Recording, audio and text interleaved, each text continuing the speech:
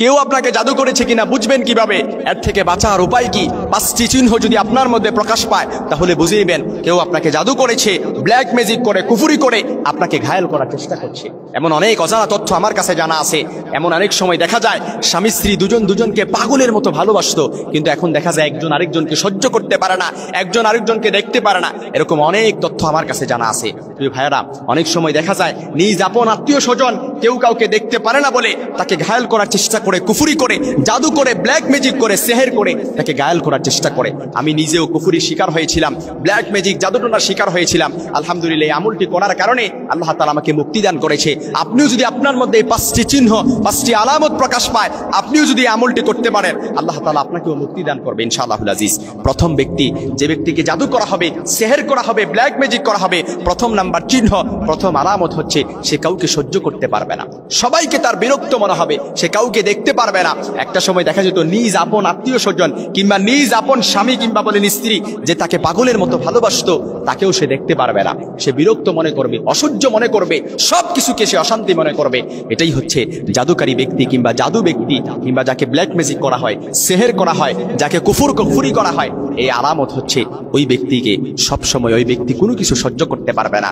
2 number যে আলামত, যে চিহ্নটা আপনার মধ্যে প্রকাশ পেলেই বুঝবেন যে আপনাকে কেউ জাদু করেছে কিংবা আপনাকে কেউ কুফরি করে ঘায়েল করার চেষ্টা করছে, সেটা হচ্ছে সে একা থাকতে পছন্দ করবে।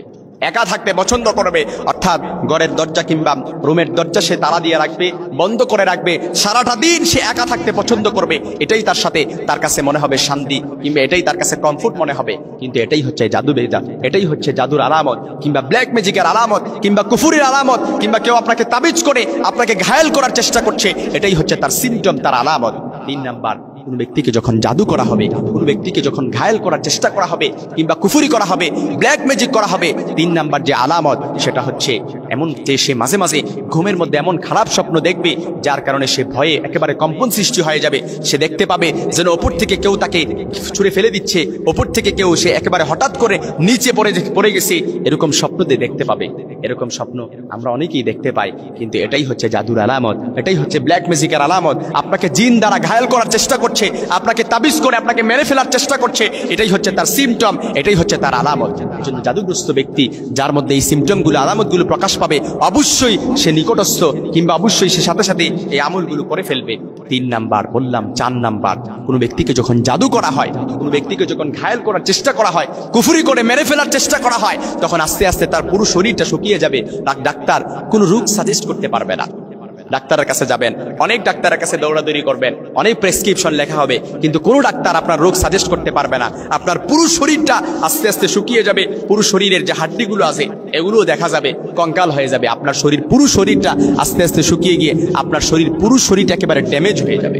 এটাই হচ্ছে জাদুগ্রস্ত ব্যক্তি কিংবা ব্ল্যাক ম্যাজিক কিংবা সেহের কিংবা কুফরি করে যাকে ঘায়েল করার চেষ্টা করবে হবে, তার মধ্যে এই সিমটম, এই আলামতটা প্রকাশ পাবে।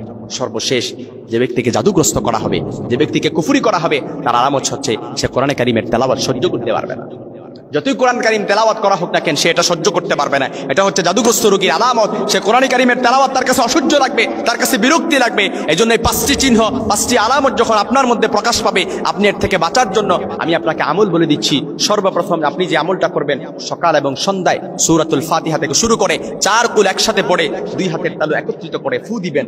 ফু দিয়ে পুরো শরীরটা মাসে করে নেবেন। আল্লাহ তাআলা আপনাকে জাদু থেকে, আল্লাহ তাআলা আপনাকে সেহের থেকে, ব্ল্যাক ম্যাজিক থেকে, কুফরি থেকে আপনাকে প্রোটেক্ট করবেন। যদি আপনি সকাল এবং সন্ধ্যা, সকালে ফজরের পরে, সন্ধ্যায় মাগরিবের সালাতের পরে 4 কুল পড়ে 2 হাতের তালু একসাথে করে ফু দিয়ে পুরো শরীরটা যদি মাসে করে নিতে পারেন, তারপরে সূরাতুল বাকারার শেষ 2 আয়াত আপনি তেলাওয়াত করবেন, ফু দিবেন। যদি সম্ভব হয় ঘরের মধ্যে স্পিকারে সূরাতুল বাকারার তেলাওয়াত আপনি কি করে রাখবেন, জারি করে রাখবেন। কেননা যেই ঘরে সূরাতুল বাকারা তেলাওয়াত করা হয়, ওই ঘরে কখনো জিন, শয়তান, পেতনি কোনো কিছু অ্যাটাক করতে পারে না। কোনো ব্ল্যাক ম্যাজিক, জাদুটোনাবান কোনো কিছু কাউকে অ্যাটাক করতে পারে না। ওই পরিবারের সকল সদস্যকে আল্লাহ তাআলা রহমত এবং বরকতের চাদর আবৃত করে রাখেন, আল্লাহ তাআলা নিরাপত্তার চাদর বেষ্টনী করে রাখেন কোন ঘরে যখন সূরাতুল বাকারা তেলাওয়াত করা হয়। এজন্য আপনি পড়তে পারেন না, আপনি সূরাতুল বাকারা স্পিকারের মধ্যে তেলাওয়াত করে আপনি বাজিয়ে রাখেন, দেখবেন আল্লাহ তাআলা আপনাকে এই সেহের, জাদুটোনা বান থেকে আল্লাহ তাআলা হেফাজত করেছেন। আল্লাহ তাআলা আমাদের সকলকে, আল্লাহ তাআলা এই জাদুটোনা বান, এই সেহের,